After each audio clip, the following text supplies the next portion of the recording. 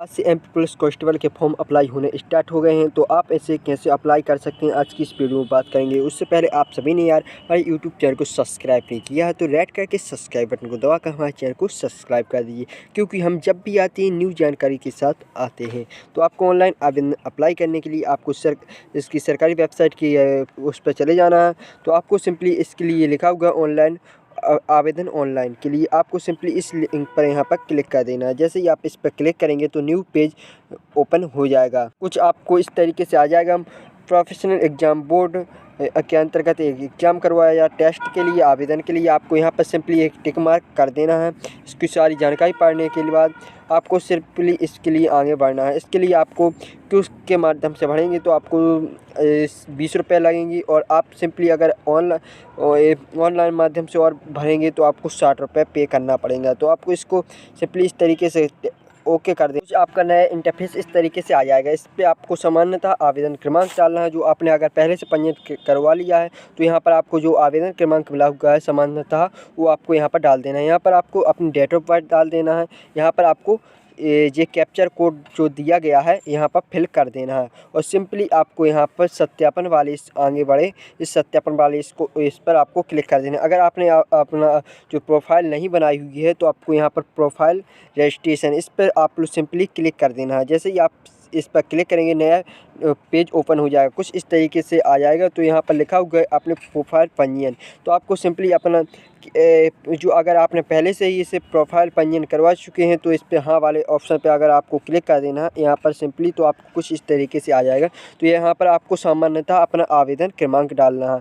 यहाँ पर जो आपने पासवर्ड बनाया हुआ है वो डालना है, और यहाँ पर एक कैप्चर डाल देना है, और यहाँ पर आपको लॉगिन वाले ऑप्शन पे यहाँ पर क्लिक करके आगे बढ़ जाना है। अगर आपने नहीं बनाई है प्रोफाइल तो यहाँ पर नहीं वाले ऑप्शन पे यहाँ पर क्लिक कर देना है आपको सिंपली।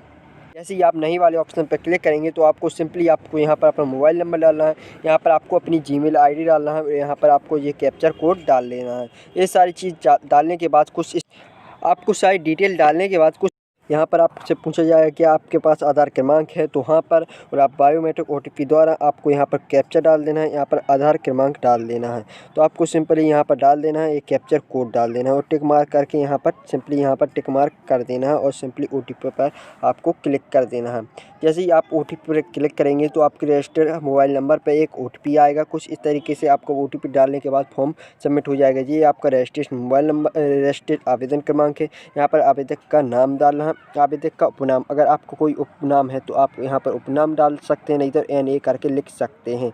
तो यहाँ पर आपको अपना NA करके आपका उपनाम नहीं है तो लिख सकते हैं। यहाँ पर अपने पिता का नाम लिखना है। यहाँ पर आपको सिंपली माता का नाम है। सिंपली जानकारी आपको सबमिट कर देना है। आपको मार्क जब आपने मार्कशीट में जो जन्म तिथि है वो आपको डाल देना है। मार्कशीट के अनुसार यहाँ पर अपने मूल निवास, अगर मध्य प्रदेश के हैं तो मूल निवास हाँ कर देना है। यहाँ पर आपको अनुसूचित जनजाति ST OBC पिछला वर्ग आप चूज में भी कैटेगरी में आते हैं उसमें चूज़ कर लेना है। क्या आप आर्थिक कमजोरी EWDAS है तो हाँ, या नहीं है तो नो पे आप क्लिक कर सकते हैं। तो सिंपली इस जानकारी को आपको यहाँ पर क्लिक कर देना है। इस जानकारी को क्लिक कर देने के बाद शैक्षिक योग्यता चुनना है। तो आपको सिंपली यहाँ पर शैक्षिक योग्यता है, जैसे कि आपने 8वीं पास, ग्रेजुएशन या कुछ भी है तो आपको यहाँ पर चूज़ कर लेना है। सिंपली आप इस तरीके से चूज़ कर लेने के बाद आपको कोई सा भी आपको एक ऑप्शन ग्रामीण क्षेत्र से हैं या शहरी क्षेत्र से हैं तो आप अगर ग्रामीण क्षेत्र से हैं तो आप ग्रामीण या शहरी क्षेत्र से हैं। आपको अगर आपके पास विकलांग सर्टिफिकेट है 40% तो वो आप यहाँ पर डाल सकते हैं, नहीं है तो आप नहीं पर आप क्लिक कर सकते हैं नो पर। सिंपली आपको यहाँ पर क्या आपके विवाहित हैं तो आप यहाँ तो आप हाँ पर क्लिक कर सकते, नहीं है तो सिंपली ना पर। आप अगर हैं तो आपके जीवित बच्चों की संख्या एवं अंतिम जुड़वा बच्चों की संख्या यहाँ पर डाल सकते हैं। कब उनका जन्म हुआ था वो डाल सकते हैं। नो पर आप कोई अगर नहीं है आपका विवाह हुआ है तो आप सिंपली यहाँ पर डाल सकते हैं, नो पर आप क्लिक कर सकते हैं। सिंपली यहाँ पर आपको मकान नंबर डालना है। यहाँ पर आपको मोहल्ला डालना है, गली डालना है। आपको पूरा एड्रेस मध्य प्रदेश के निवासी हैं तो मध्य प्रदेश। यहाँ पर आपको अपना पिन कोड डालना है। यहाँ पर ज़िला चूज़ कर लेना है, जो आपका डिस्ट्रिक्ट है वो चूज़ कर लेना है। सिंपली इस जानकारी को आपको फिल कर देना है। सिंपली इस तरीके से आपको फिल कर देने के बाद आपको यहाँ पर आवेदक के शहरी जो आपके निशान है, अगर आपके पैर में कोई भी निशान है तो आपको यहाँ पर डाल देना है, या नहीं है तो आप नो मार्क लिख कर आपको यहाँ पर डाल सकते हैं। आपके पहचान के लिए आपने जो डॉक्यूमेंट दिया है तो वो डाल देना है। आधार क्रमांक, जैसे कि आधार नंबर, मुझे आधार के लिए प्रोफाइल ID के लिए मैंने प्रूफ के लिए आधार कार्ड यहाँ पर डाल दिया है। यहाँ पर आपको सिंपली आधार क्रमांक डाल देना है, आवेदक आधार क्रमांक यहाँ पर डाल देना है, सिंपली आपका आ जाएगा। यहाँ पर जो आपको बायोमेट्रिक, अगर आपका फिंगर नहीं आ रहा है तो आप यहाँ पर बायोमेट्रिक द्वारा अपना फिंगर के द्वारा अपना OTP सत्यापित कर सकते हैं। यहाँ पर आपको अपना OTP, यहाँ पर बैंक डिटेल आप अगर देना चाहते हैं तो बैंक डिटेल दे सकते हैं। आपको यहाँ पर नहीं देना चाहते हैं तो वहाँ पर आपको सिंपली आप पंजीयन कर देना है। सिंपली आप पंजीयन कर देना है। आपको सिंपली यहाँ पर अपना जो प्रोफाइल है यहाँ पर चूज़ करके आपको कुछ इस तरीके से आ जाएगा। तो आपको यहाँ पर अपनी फ़ोटो स्कैन जो आपकी है वो यहाँ पर डाल देना है। व्यूज़ इमेज यहाँ पर क्लिक करेंगे तो सिंपली आपको जो फ़ोटो है वो इस तरीके से पेज ओपन हो जाएगा। तो आपको कुछ इस तरीके से यहाँ पर अपनी घोषणा लिखना है। तो आपको कुछ इस तरीके से आपको यहाँ पर घोषणा लिख लेना है, जो भी है आपको यहाँ पर पेस्ट करके जो आपकी जो फ़ोटो है यहाँ पर चिपका देना है। यहाँ पर इससे बाहर ना होने चाहिए जो आपने घोषणा की है, और यहाँ पर इस फ़ोटो को आपको इतनी सेंटीमीटर से अभी अधिक नहीं होनी चाहिए, आपकी फ़ोटो स्कैन नहीं होनी चाहिए। सारी जानकारी पढ़ने के बाद प्रिंट आउट इस ऑप्शन पे आपको प्रिंट कर लेना है। इस जानकारी को आपको वो अपने फॉर्म को भी इसको प्रिंट कर लेना है। प्रिंट के नाम पे आपको यहाँ पर प्रिंट कर लेंगे तो सिंपली आपके जो प्रिंट किया है वो आपको एक रिसिप्ट आपको कुछ इस तरीके से आ जाएगा। तो आपको यहाँ पर वर्ग चुना भूतपूर्व अगर सैनिक हैं तो आप इस पर क्लिक कर सकते हैं। स्वाभाविक अगर सैनिक हैं तो आप यहाँ पर बिना वर्ग यहाँ पर इस पर आप क्लिक कर सकते हैं।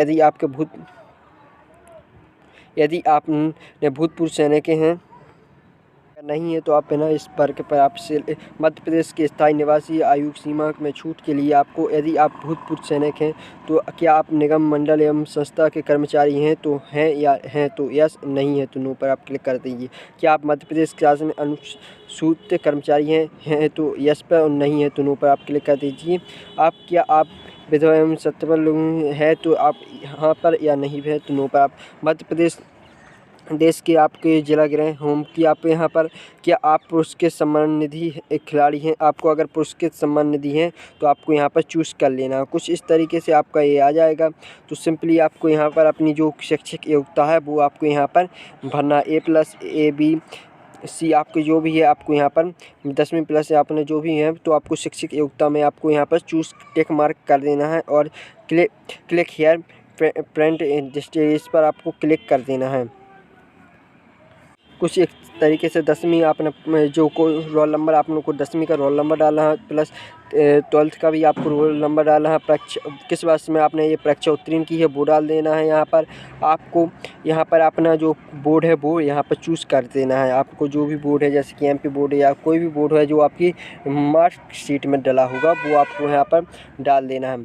आप यहाँ पर आपको जो नियुक्ति के लिए आपको ज़िले चयन करना है कि कहाँ पर आपको यहाँ पर चूज़ करना है। आप इसे आगे पीछे भी कर सकते हैं, जैसे अगर यहाँ पर MP छतरपुर है, ये बहुत सारे आपको यहाँ पर दिए गए हैं ज़िले, यहाँ पर आप चूज़ कर सकते हैं, आप ज़िले चूज़ कर सकते हैं।